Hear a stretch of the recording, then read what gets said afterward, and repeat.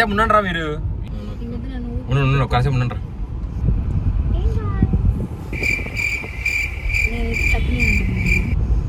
Hello guys, so ఇవాళ date వచ్చి 6th June. So July. Hello guys, good morning. So ఇవాళ date 7th July. So ఇవాళ నాకు చాలా స్పెషల్ డే. ఇవాళ మన BMW R1300 GS డెలివరీ ఉంది. సో ఇది మనం బుక్ చేసింది like 10 days back. So already స్టాక్లో ఉంది కాబట్టి మనకి వితిన్ 10 daysలో డెలివరీ అరేంజ్ చేశారు. సో నేనైతే చాలా ఎక్సైటెడ్గా ఉన్నాను. ఈ బైక్ చూసే కంటే ముందు నేను టైగర్ 900 చూశాను. డుకాటి మల్టీస్ట్రాడా V4 కూడా చెప్పారు, కానీ నేను చెక్ కూడా చేయలేదు. ఎందుకంటే డుకాటికి అంటే సర్వీసు, స్పేస్ అవైలబిలిటీ కానీ, కాస్ట్ కానీ అన్నీ కూడా కొంచెం ఎక్కువ ఉంటాయని విన్నాను. కాబట్టి నేనైతే అసలు షోరూమ్ కూడా విజిట్ చేయలేదు. సో నాకు అది ఒపీనియన్లో కూడా లేదు. సో టైగర్ 900 అయితే మేము రైడ్ చేసాము. ఒక షార్ట్ స్పిన్ చేసాము, ఒక లాంగ్ రైడ్ చేసాము. లాంగ్ రైడ్లో మాకు బాగా క్లియర్గా అర్థమైన విషయం ఏంటంటే ఆ హీట్ మేనేజ్మెంట్ మాకు అంతగా అనిపించలేదు. సో డైరెక్ట్గా నీస్కే కొట్టేస్తుంది హీట్. సో అది మేనేజ్ చేయలేము. సో BMWలో అయితే 900 కూడా చూసాము, కానీ 900 అది ట్విన్ సిలిండర్ ఇంజిన్. సో అది కొంచెం రఫ్గా ఉంటుంది ఇంజినే. సో మాకు ఇంజిన్ వైజ్గా నాకేమో అంతగా అనిపించలేదు F900 BMWలో. కంపారిటివ్గా చూసుకుంటే టైగర్ బాగుంటుంది, ఎందుకంటే అది ఇన్లైన్ 3 సిలిండర్ కాబట్టి టైగర్ది బాగుంటుంది. కానీ అది హీట్ మేనేజ్మెంట్ ఇష్యూస్ ఉన్నాయి, సర్వీస్ ఇష్యూ లేదు. ఇంకొక పెద్ద ఫ్లా ఏంటంటే మేము ఫస్ట్ నెగిటివ్ ఫీడ్బ్యాక్ టైగర్లో ఏంటంటే, మేము బుక్ చేసిన టెస్ట్ రైడ్ కూడా ఒక 2-3 times మేము కన్ఫర్మ్ చేసుకోవాల్సి వచ్చింది సేమ్ స్లాట్ని. సో మేము ఆల్రెడీ 1 week ముందు ఒక స్లాట్ బుక్ చేసాం, లైక్ 10:30 స్లాట్, ఒక వీకెండ్ 10 days అడ్వాన్స్ చేసాం. ఎందుకంటే లాంగ్ రైడ్ కాబట్టి వాళ్ళు కూడా చెప్పారు, సార్ మీరు ముందే బ్లాక్ చేసుకోవాలి అనేసి.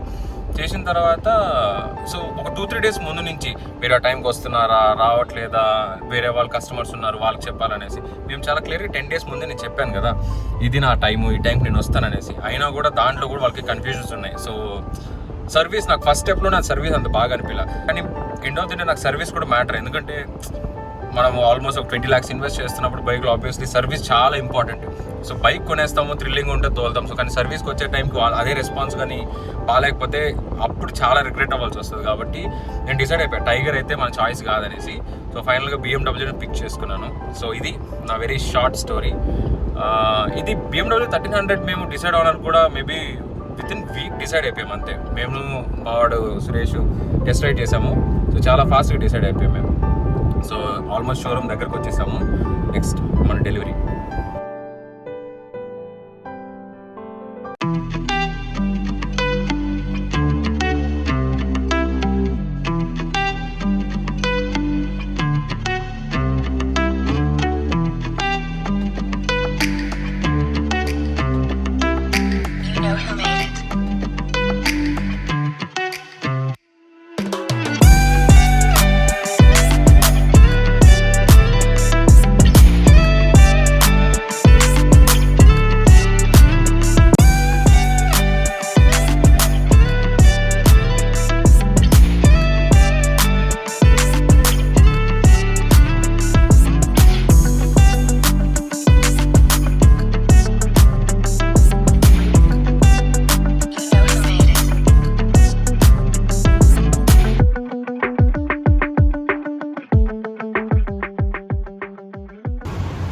మావాడు అతి ఉత్సాహం ఎక్కువ, F900 GSA ట్రై చేస్తున్నాడు.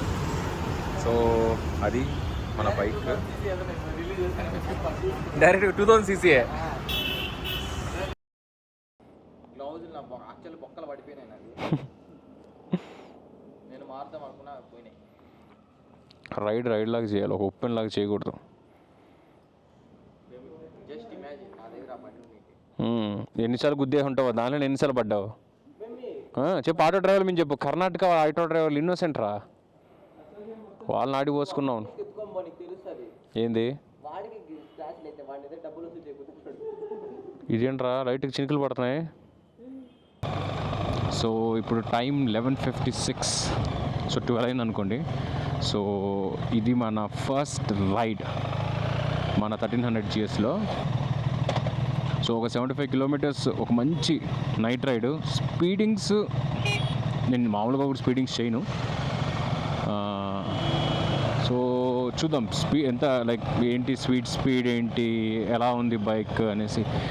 900 మేము ఆల్రెడీ టెస్ట్ రైడ్ చేసాం. ఆల్మోస్ట్ జనవరిలోనూ ఫిబ్రవరిలోనూ 900 టెస్ట్ రైడ్ చేసాం మేము ఆల్రెడీ. సో ఇవ్వాలే కదా డెలివరీ అయింది. నాకు ఈ మిర్రర్ అలైన్మెంట్ కానీ ఇందులో సెట్టింగ్స్ కానీ ఏమీ కానీ అసలు బ్లాంక్. నాకు జస్ట్ నేను తోలుతున్నా అంతే. సో మేము జనవరిలో టెస్ట్ రైడ్ చేసినప్పుడు మాకు అంతకేం అనిపించలేదు, ఎందుకంటే అది ప్యారలల్ ట్విన్. ఆ సౌండ్ రఫ్గా ఉంటుంది, ఇంజిన్ కూడా కొంచెం మాకు రఫ్గా అనిపించింది. సో వాళ్ళు ఏమంటారంటే 1000 కిలోమీటర్స్ తిరగలేదు కాబట్టి అది మినరల్ ఆయిల్లో రన్ అవుతుంది సార్, అందుకని మీకు ఆ హార్డ్నెస్ ఉంది అన్నారు. కానీ మాకు ఎందుకో ఫస్ట్లో వచ్చేస్తుంది ఆ feeling, yes this is the bike అని. సో నాకు అది పెద్దగా ఎక్కలేదు, దట్టు అది బల్కీ అయిపోయింది. సో 1250 అవుట్ గోయింగ్ 1250 ఉన్న సైజ్ తీసుకుంటుంది ఇప్పుడు F900 GSA.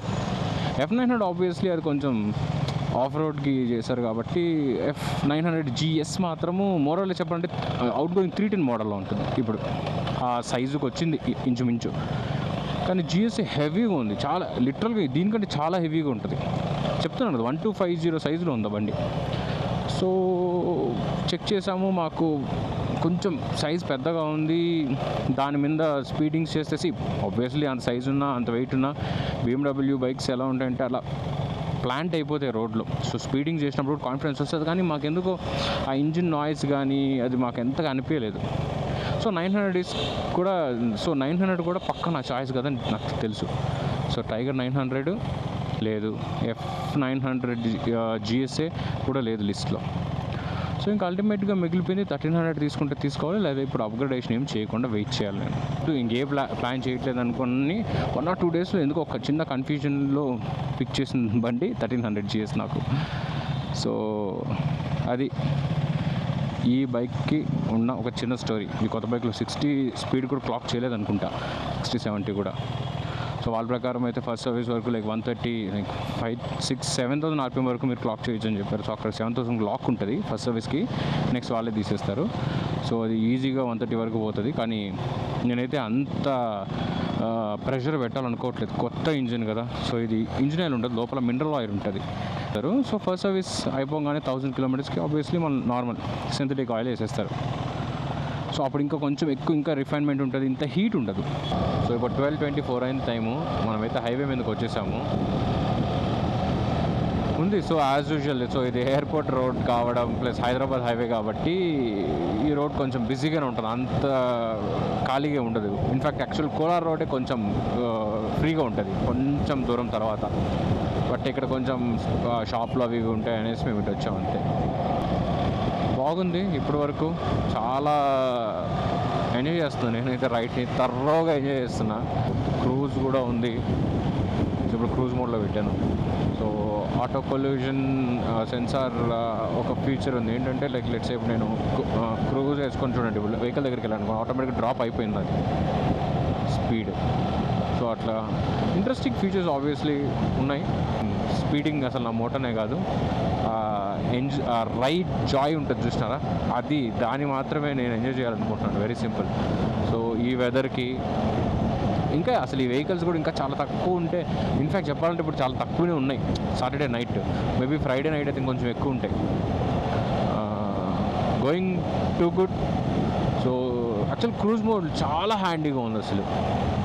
జస్ట్ 1 క్లిక్ అంతే, ఒక్క గేర్ ఉంది, ఆ గేర్ని క్లిక్ చేస్తే డన్. నేను ఎక్కడ అసలు చూసుకోవాల్సిన అవసరం లేదు. సో డైరెక్ట్గా ఎఫర్ట్లెస్లా క్రూజ్ వేసేయచ్చు.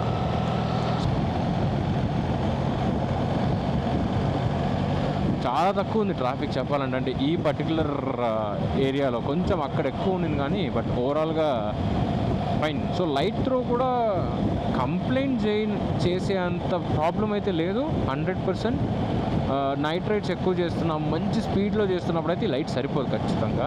ఓవరాల్ ఎవరైనా ఫీడ్బ్యాక్ అడుగుతాయి. సో ఇప్పుడు నన్ను అడిగితే నథింగ్, బ్రాండ్ న్యూ కొన్నాను బ్రో అంతే, దానికి మించి నేను ఇంకేం చెప్పలేను. ఫీడ్బ్యాక్ ఎలా ఉందంటే ఆబ్వియస్లీ సో 1300cc ఇంజిన్ కాబట్టి పర్ఫార్మెన్స్ వైజ్ టాప్ నాచ్ ఉంటుంది, పట్ట స్మూత్గా ఉంది. సో గేర్ ట్రాన్సిషన్ కూడా చాలా స్మూత్గా ఉంది. సో ఇది క్విక్ షిఫ్టర్తో వస్తుంది. So both ways up and down చాలా బాగుంది. And electronical adjustable wind shield. So for example ఇప్పుడు చూడండి, విండ్ షీల్డ్ కిందకి వెళ్ళిందా, సో పైకి వస్తుంది. విండ్ బ్లాస్ట్ 200% కంట్రోల్ చేస్తుంది, నో డౌట్. అది యాక్చువల్ నా విండ్షీల్డ్ ఇంకా అప్పర్ సైడ్కే ఇన్స్టాల్ అయ్యి ఉంది. సో ఇంకొక 2 లెవెల్స్ కింద కూడా ఇన్స్టాల్ చేసి, సో ఐ గెస్ 6 మోడ్స్ ఉన్నాయనుకుంటా. సో నేను ఇప్పుడైతే రైడ్ మోడ్లోనే ఉన్నాను, ఎందుకంటే రోడ్ మోడ్లో ఉన్నాను. ఎందుకంటే ఇది నాకు అట్లీస్ట్ నేను బైక్ని ఒక 100 కిలోమీటర్స్ నడిపేంతవరకైనా నాకు తెలియాలి కాబట్టి.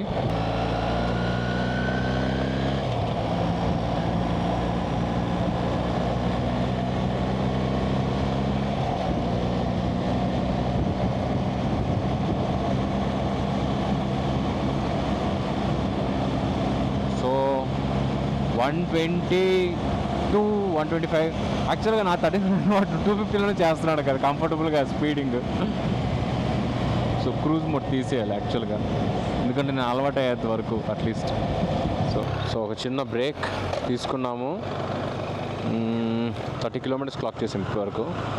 ఒక చిన్న బ్రేక్ తర్వాత మళ్ళీ స్టార్ట్ అయ్యాము. నంది హిల్స్ వెళ్ళడానికి ఒక డైరెక్షన్ వస్తుంది. సో ముందర నంది హిల్స్ వెళ్ళడానికి ఒక డైరెక్షన్ వస్తుంది. సో ఆ డైరెక్షన్ దగ్గర ఒక యూటర్న్ తీసుకుందాం అనుకున్నాను. అసలు 95-100లో వెళ్తుంటే బైక్ అదే సేమ్ ఒక మంచి కార్ తోలిన ఫీలింగే ఉంది నాకైతే. ఏవి డిస్టర్బెన్స్ లేదు, అలా వెళ్ళిపోతుంది. కానీ మనం జాగ్రత్తగా ఉండాలి. స్పీడింగ్ వెనకాల వెళ్తే చాలా ఇబ్బంది అయిపోతాం. లైట్ త్రో కూడా డీసెంట్గానే ఉంది. సో ఇది లో బీము, నార్మల్ లైట్. సో ఇది హై బీము. ఓకే, నేను చెప్పాను కదా. సో స్పీడింగ్స్ చేసేటప్పుడు ఖచ్చితంగా అయితే ఈ లైట్ సరిపోదు. సో మనం చేస్తున్న ఈ 100 స్పీడింగ్స్కి అయితే ఇది సరిపోతూ ఉంది ఇప్పటికైతే. సో ఇప్పుడు టైం 1:43 అయింది. సో ఇప్పటి వరకు మనం 64.8 కిలోమీటర్స్ రైడ్ చేసాం.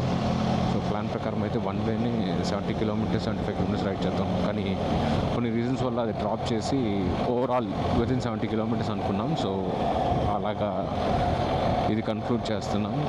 సో ఇప్పటివరకు అయితే నేను రైడ్ క్వాలిటీ ఎవ్రీథింగ్ సూపర్గా అనిపించింది నాకు.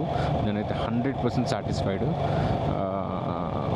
స్పీడింగ్స్ ఇప్పటివరకు నేను ఏం చేయాలి, యావరేజ్ స్పీడ్ అయితే 85 to 90 అనుకోండి అంతే. ఇక్కడ ఒకసారి 120 టచ్ అయ్యాను, 126, 125, 102 అనుకుంటా టచ్ అయిందంటే. Otherwise good. నాకైతే చాలా బాగా నచ్చింది రైడ్ ఎక్స్పీరియన్స్. సో ఇంకా ఫర్దర్ కమింగ్ రోడ్ ట్రిప్స్లో ఒక్కొక్క ఫీచర్ గురించి లేకపోతే ఇంకేదన్నా ఫీడ్బ్యాక్ ఉంటుంది కదా, సో ఆబ్వియస్లీ షేర్ చేస్తాను. సో ఇప్పటికైతే ఇంతే. See in the next vlog.